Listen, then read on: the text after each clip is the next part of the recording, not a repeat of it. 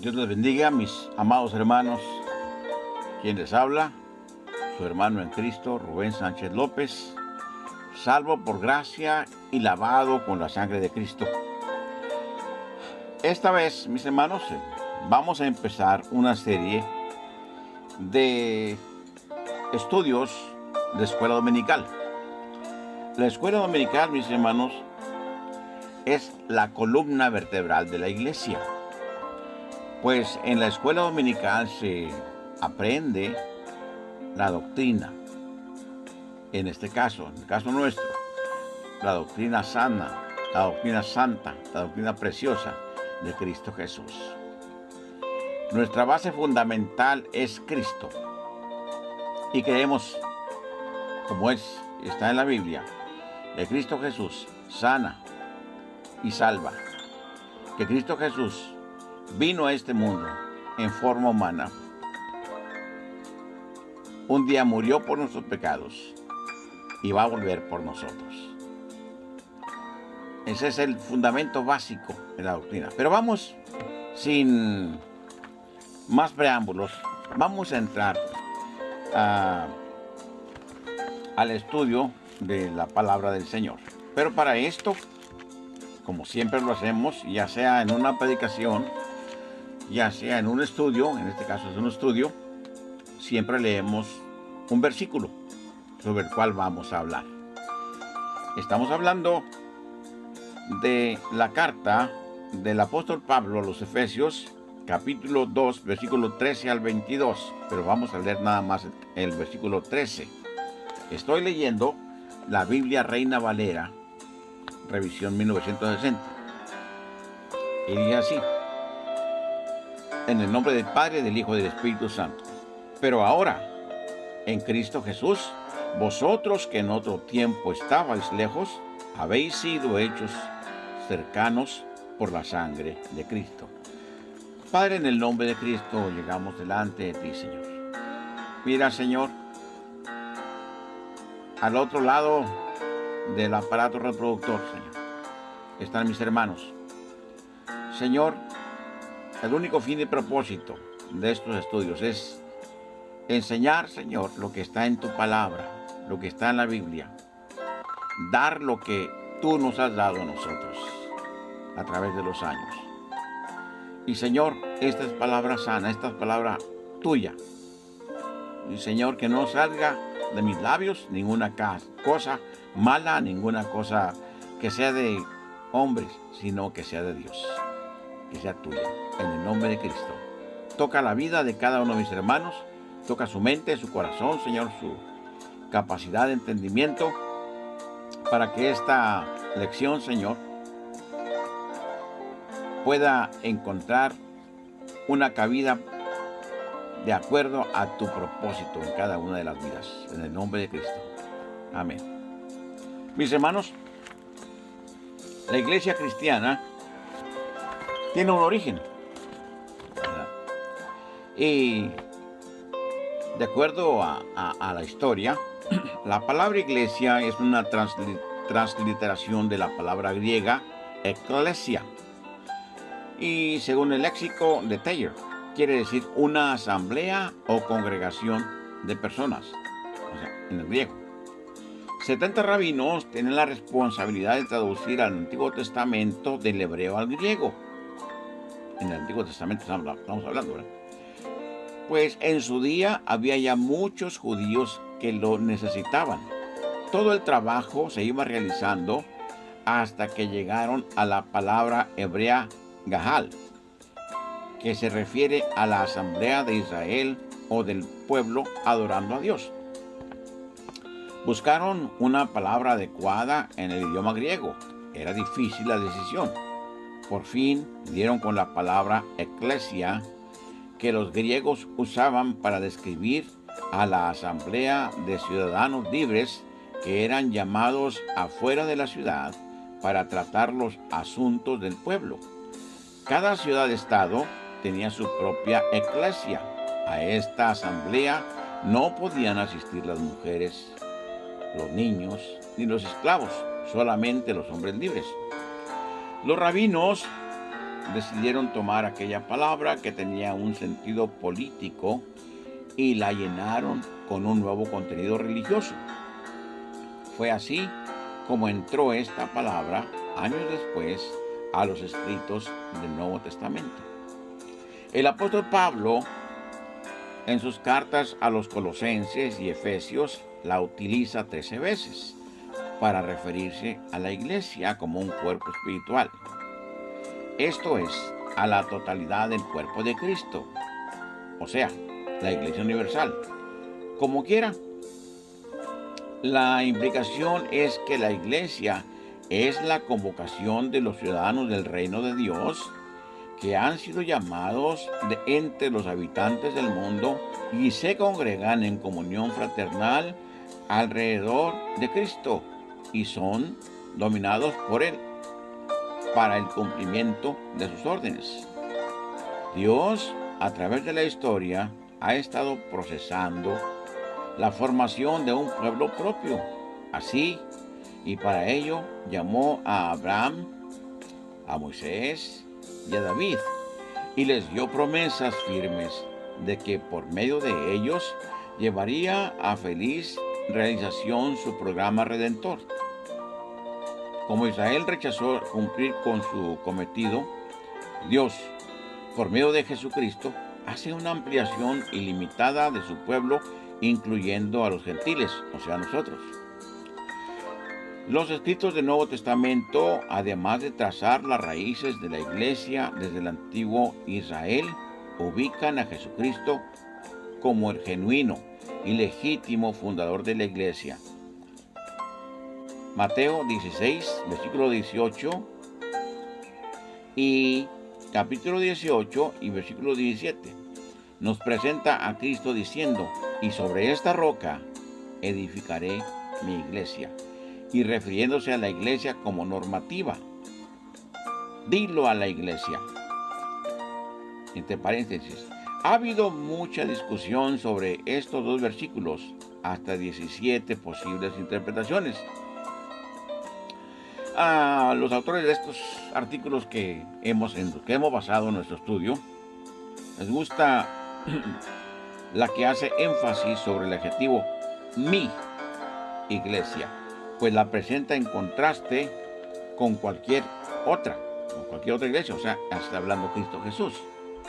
La iglesia de Cristo es única en su naturaleza, expresión, misión y triunfo.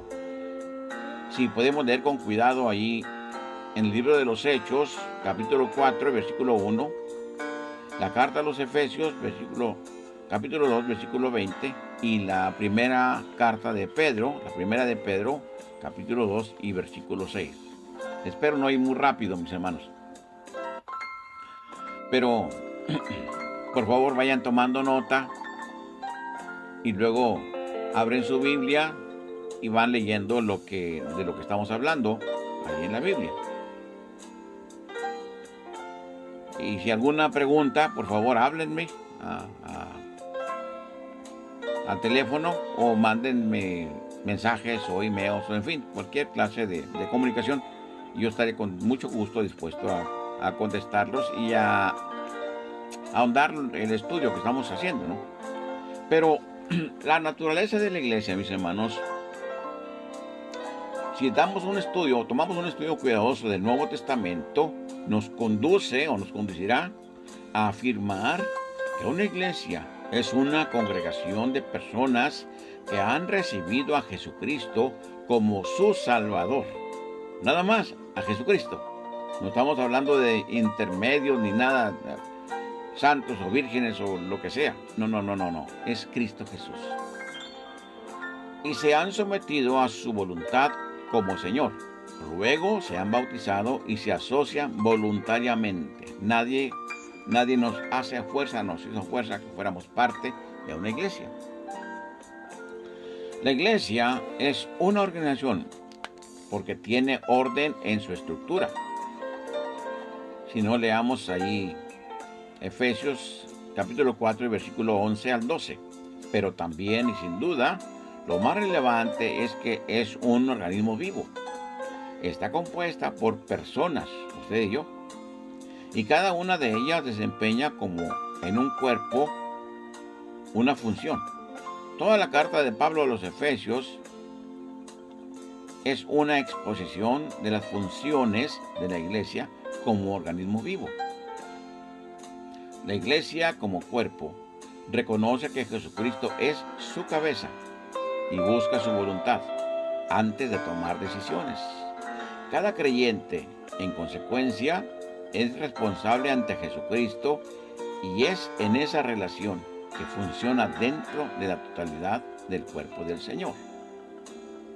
Cada iglesia o congregación local, por su parte, es un organismo independiente en sí mismo, pero también interdependiente para fines del progreso del reino de Dios.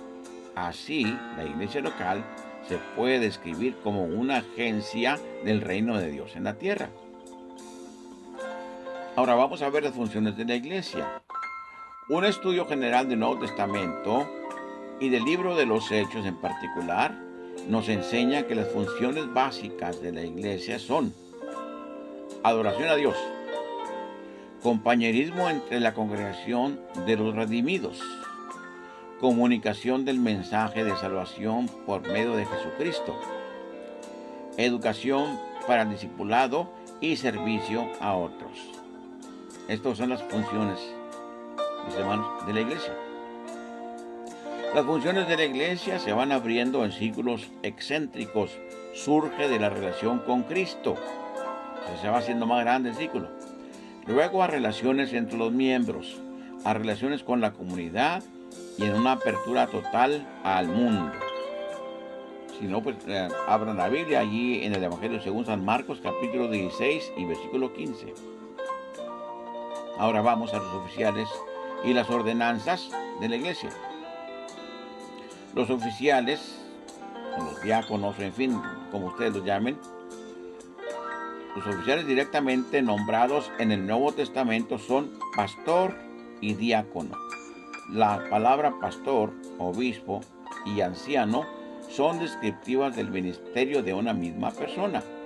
Sus requisitos y cualidades están mencionadas en la primera carta de Pablo a Timoteo, capítulo 3, versículo 1 al 7, y las del diácono en capítulo 3, versículo 8 al 13, de la misma carta de Timoteo.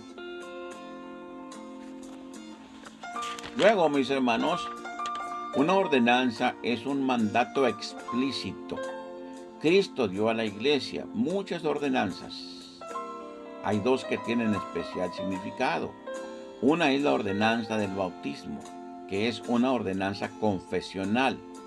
El creyente confiesa públicamente su fe en Jesucristo como su Salvador y Señor. La otra ordenanza, mis hermanos, es la Cena del Señor, que es una ordenanza conmemorativa. Recuerda la obra de Cristo en la cruz y anuncia su segunda venida. O sea, la primera ordenanza, mis hermanos, es solamente una vez. O sea, después de aceptar a Cristo como nuestro Salvador, nos bautizamos públicamente para que haya testigos, en este caso el resto de la iglesia. Y la Santa Cena, esa pues la hacemos según tenga la iglesia local o el organismo al cual se pertenezca. Puede ser cada semana, puede ser cada mes, puede ser cada 3 meses, en fin. Pero tiene que hacerse también. Y mis hermanos, yo confío en el Señor, y esta es mi oración, que esta serie de estudios les ayuden, sean de beneficio espiritual y al mismo tiempo que ustedes mismos puedan enseñar a otros, porque nadie en este mundo nacimos sabiendo. Yo, por supuesto, tuve el privilegio de nacer y crecer en una familia cristiana, ¿verdad?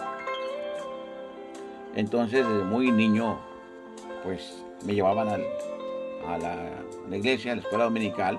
Después ya iba yo solo, pero pues ahí fui aprendiendo. O sea, que yo no sabía las cosas que estamos hablando ahorita. hemos ido aprendiendo, después institutos bíblicos, estudios, en fin, a través del ministerio. Pero no tiene que ser pastor para dar clases o para enseñar lo que es la palabra del Señor. No tiene que ser un diácono ordenado ni nada, un evangelista. Simplemente ser llamado por nuestro Dios a este ministerio. Ahora, vamos ahora sí, en sí, lo que es la clase. Esto que estuvimos hablando hace un momento fue nada más la introducción histórica, o sea, para saber de dónde venimos, de dónde estamos parados. Ya que, pues en la mayor parte de ustedes, mis hermanos, tanto en México como aquí en Estados Unidos, desde donde estoy grabando esta serie de estudios, todos son personas preparadas académicamente, tal vez unos más que otros, unos en una profesión, otros en otra, pero en fin, todos, gracias al Señor, todos saben de lo que estamos hablando, y entonces va a ser mucho más fácil, es mucho más fácil para ustedes entender. Es más fácil que si habláramos con personas tal vez sin ninguna preparación académica, personas que no sabían leer, escribir. Todos ustedes, gloria sea el Señor, lo saben, ¿verdad? Entonces leíamos allí en la carta de Pablo a los Efesios, capítulo 2, versículo 13 en delante, dice: pero ahora, en Cristo Jesús, vosotros que en otro tiempo estabais lejos, habéis sido hechos cercanos por la sangre de Cristo. Porque Él es nuestra paz, que de ambos pueblos hizo uno, derribando la pared intermedia de separación, aboliendo en su carne las enemistades, la ley de los mandamientos expresados en ordenanzas, para crear en sí mismo de los dos un solo y nuevo hombre, haciendo la paz. Y mediante la cruz reconciliar con Dios a ambos en un solo cuerpo, matando en ellas las enemistades.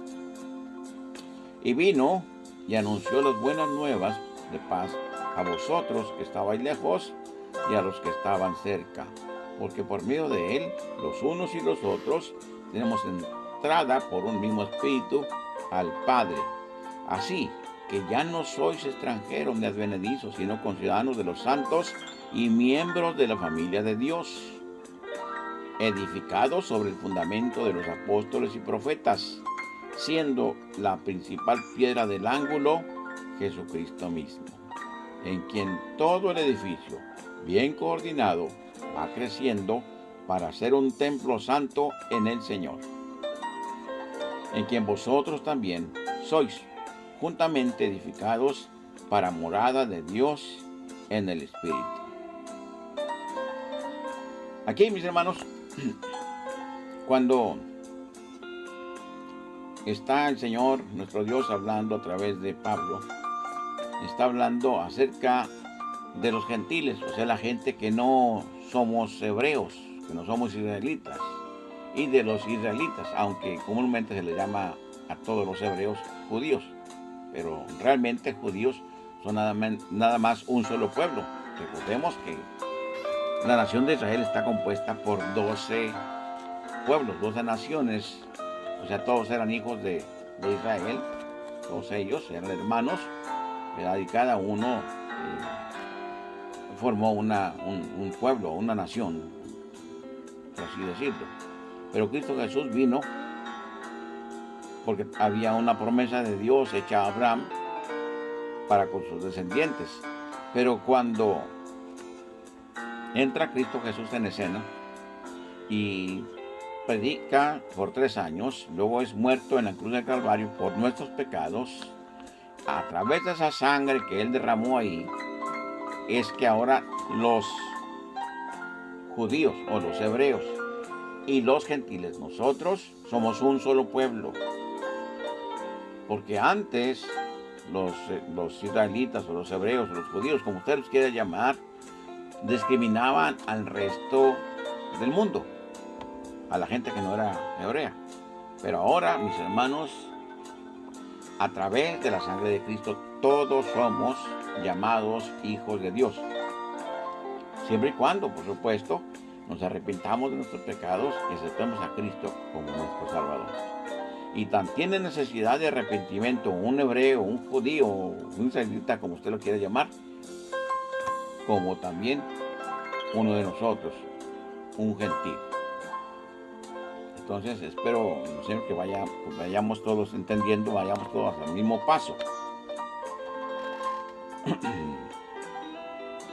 Entonces dice la iglesia, ¿ha pensado usted en qué significado tiene este término? Que con tanta frecuencia y ligereza se usa. Hemos reflexionado en las responsabilidades que ello implica y las bendiciones que aporta. Pues hoy iniciamos una serie de estudios, van a ser 13 aproximadamente, mis hermanos, sobre la iglesia en el Nuevo Testamento. En los primeros 4 estudios aprenderemos algo sobre el origen de la iglesia, su naturaleza, sus miembros y su gobierno. Mi oración es que todos estos estudios amplíen y profundicen el concepto de cada uno de nosotros acerca de la iglesia y que infundan un mayor amor por esta institución divina que Cristo fundó, amó y comisionó para llevar las buenas nuevas a todo el mundo. Según el Nuevo Testamento, ¿cuándo principió la iglesia? ¿Cuándo Cristo Jesús escogió a sus primeros discípulos? ¿Cuándo Pedro hizo su confesión en Mateo 16:18? ¿Con la institución de la Cena del Señor? ¿O fue con la reunión de Cristo con sus discípulos y otras personas después de la resurrección? ¿Fue en el día del Pentecostés? No es lo más importante precisar la ocasión del nacimiento de la iglesia, mis hermanos, sino la certeza de que Cristo la estableció y la considera como su novia y como su cuerpo. Veamos ahí en Mateo, capítulo 16, del versículo 13 al 18, y la primera carta a los Corintios, capítulos 3, versículo 10 y al 11.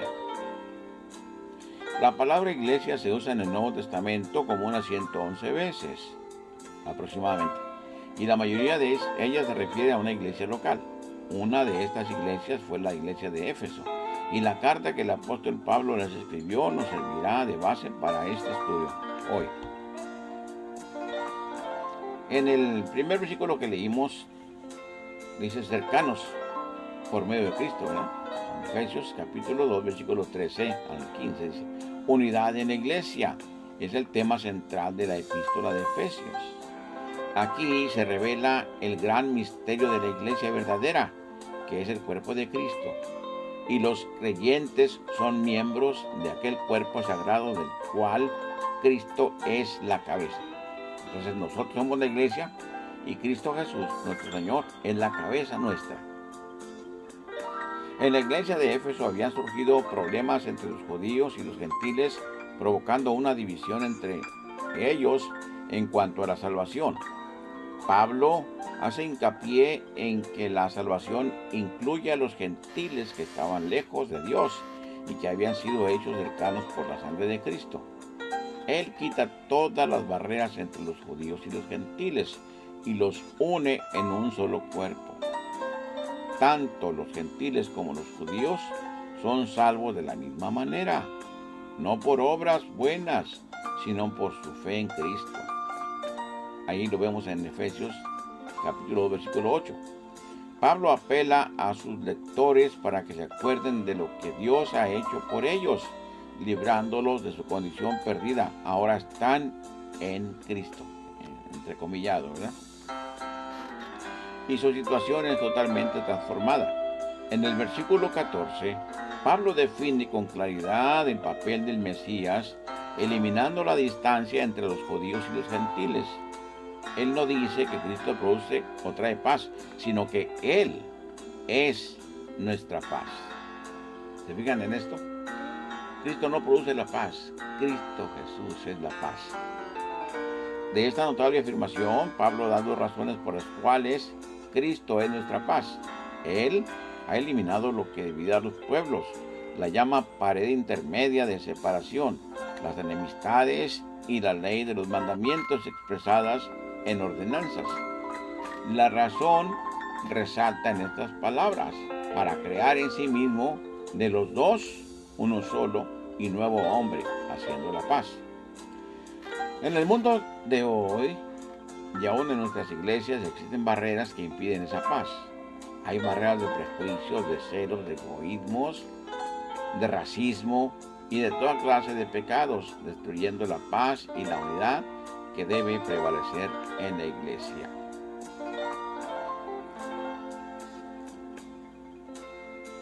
El segundo tema sería reconciliados en un solo cuerpo. Efesios capítulo 2 del versículo 16 al 18. El apóstol Pablo vuelve a enfatizar que fue la obra de Cristo en la cruz la que hace posible la reconciliación del hombre con su prójimo. Cristo eliminó la barrera que separaba a los judíos y los gentiles a fin de reconciliar con Dios a ambos en un solo cuerpo. Efesios 2:17 es una referencia al ministerio público de Jesús. Contiene una cita de Isaías, el libro de Isaías, capítulo 57, versículo 19, que indica que Jesús había cumplido la profecía del Antiguo Testamento como mensajero de la paz de Dios. Pero Cristo no solo fue el proclamador de la paz, sino el instrumento por medio del cual la paz llega a ser una realidad. Por medio de él, los judíos y los gentiles tenemos entrada por un mismo espíritu al Padre. Pablo asegura que Dios tiene solamente una manera de relacionarse con el hombre. Esto es por medio del Espíritu Santo. Nadie tiene preferencia, pues ante Dios todos tenemos entrada a su presencia, a la presencia de Dios el Padre. Espero, mis hermanos, no ir muy a prisa y que hayan apuntado todas las citas. Quiero pedirles en el nombre de Cristo, mis hermanos, que por favor lean estas partes que hemos leído hasta ahorita. Vuelvan por favor a escuchar la grabación. Y el próximo domingo vamos a seguir con la lección. Está muy bonita, mis hermanos, está muy edificante, porque pues tenemos que saber, mis hermanos, en quién hemos creído. Amén. Y por qué hemos creído así. Y pues, como les decía hace un momento, es mi oración que sea de bendición para cada uno de ustedes. Esto que hacemos, no lo hacemos, mis hermanos, por ganancias deshonestas, ganancias económicas. No. No lo hacemos porque alguien nos contrate para hacerlo. Lo hacemos porque Cristo Jesús, Él pagó por mi salvación con su sangre preciosa. Él ha sanado mis enfermedades. Él me ha traído hasta este momento. Puedo decir, Ebenezer, hasta aquí me ayudó Jehová. Tengo 67 años de vida. Actualmente me acabo de retirar del trabajo. Me retiré más a fuerza que de ganas. Pero pues ya estoy retirado. Ya tenemos un poquito más de 3 meses. Y ahora tengo más tiempo de estudiar la palabra y de hacer esto que estamos haciendo. Y mis hermanos, quiero despedirme con una oración. Amén. Y quédense con mi teléfono, por favor. Mi teléfono es el 214-274-6700. 214-274-6700, aquí en Arlington, Texas. Mi dirección de la casa, nuestra casa que es de ustedes, es 5917 Rocky Point, CT, Arlington, Texas, 76018. aquí estamos para servirles. Y mi dirección de email es Rubén Sánchez L de López, @hotmail.com. Les amo en el amor del Señor. Padre, en el nombre de Cristo, Señor. Hemos estudiado esta primera lección, Señor. Y Padre, que la intención tuya, Señor, de que tu pueblo crezca en entendimiento, para que aunque venga lo que venga, Señor, no daña la estructura de tu iglesia. Que esta se haga, Señor, que esta intención tuya, Señor, que este anhelo tuyo, Señor, se cumpla en la vida de mis hermanos y de sus familias. Bendice a cada uno de mis hermanos con bendición de lo alto. Sana a los enfermos. Anima, Señor. Trae felicidad a los tristes, a los desanimados, Señor. Suple las necesidades que ellos tengan, económicas, físicas, espirituales, morales, Señor. Porque tú eres el Rey de Reyes y Señor de Señores. En el dulce nombre de Cristo Jesús. Amén. Dios los bendiga, mis amados hermanos. Nos vemos la próxima clase, el próximo domingo. Pero escuchen la predicación que luego en el transcurso de este día también ustedes van a escuchar, ¿verdad? Ya en la clase dominical ustedes pueden, al mismo tiempo que estoy hablando aquí, ustedes pueden interrumpir, pueden preguntar, pueden en la clase. En la predicación, bueno, ahí no, ahí solamente hay que escuchar, ¿ok? Les amo en el amor del Señor y mi anhelo es verlos muy pronto en el nombre de Cristo. Si Cristo Jesús viniera esta noche, pues entonces nos veremos en la boda del Cordero. Hasta luego. Hasta la próxima. Amén.